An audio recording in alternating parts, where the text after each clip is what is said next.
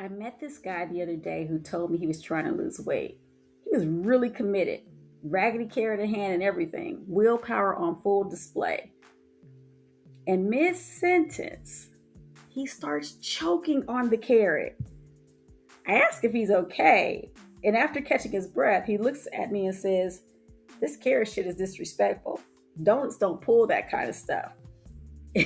And honestly, I couldn't even argue because that raggedy carrot was supposed to be on his side. It was the right choice, it was the healthy option, and yet it felt like it betrayed him.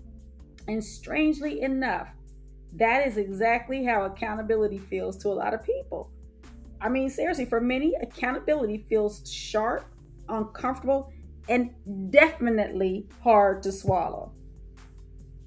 Here's the sharp truth: accountability doesn't just feel like a threat, it is a freaking threat. It lands like a threat to the nervous system. When accountability, or rather, when inner safety is missing, accountability lands as danger. And this danger is really about a mental trap. The mental trap running underneath how people experience accountability is what I like to call the survival trap mode. This is where the brain is always scanning for threat, making it easy to interpret neutral input, like accountability, as danger due to a negativity bias. In this state, guidance feels like judgment, feedback feels like rejection, making accountability feel like punishment. Your brain is saying it feels unsafe, so it must be unsafe. This reminds me of a young woman named Chloe who seriously struggled when it came to accountability because she carried a limiting belief she didn't even know that was running her life. She was struggling to get her team to meet the quarterly metrics to which she was being held accountable for as department leader. In this new leadership position, she found herself often saying, "I wouldn't be so stressed about these doggone metrics if everyone would just behave."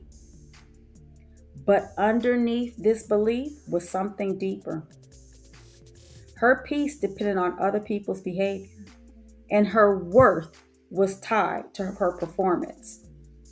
These two beliefs had her nervous system in a chokehold, constantly scanning for threat. So whenever she was held accountable for her performance, it didn't feel like development. It felt like danger. It felt like someone was judging her identity, not supporting her growth. And when accountability meets someone in survival mode, it doesn't produce the necessary or desired clarity you want from others or someone. It produces fog, overwhelm, people pleasing. It's like amygdala hijack at its finest.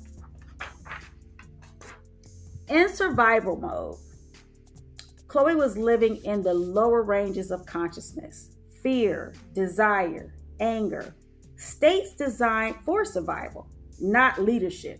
Definitely not creativity nor relationship. Heck, survival mode makes it hard to even hear or recognize truth.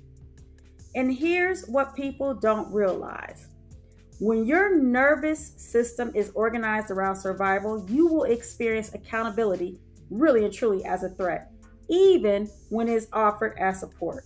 Because negativity bias will always find something wrong, blinding you from the truth. And this is why accountability so often feels like betrayal. So people avoid it. They resent it because they're choking on it. It's like the imagination is turned accountability into a hammer of sorts, when what's really needed is repair of the soul.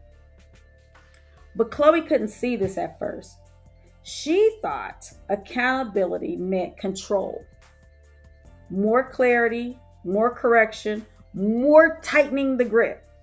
Because when you're in survival, everything looks like a nail. So she monitored harder, explained more, braced herself for the resistance. And the more she tried to manage the behavior, the more distance she created. until she recognized something uncomfortable. The issue wasn't their performance, it was her state. She realized that she wasn't relating to people, but relating to threats. And survival states don't build trust, they build armor. It was at this moment Chloe made a decision. She decided to stop trying to fix people and to start regulating herself.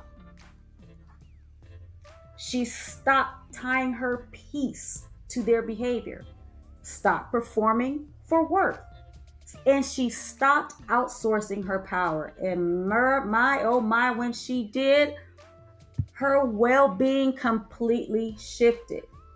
It shifted from fear to courage.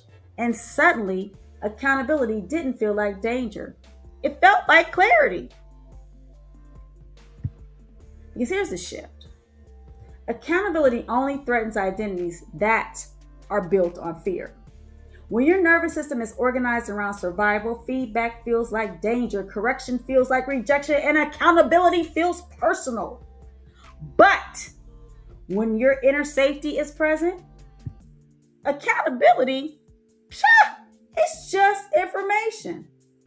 And choosing that shift from fear to self-trust is a power move. So if accountability feels heavy, sharp, or even personal, ask yourself, am I letting a feeling become a fact? Is negativity bias driving my perception? Am I responding from survival or from self-trust? Because accountability isn't the problem. A fragile identity is.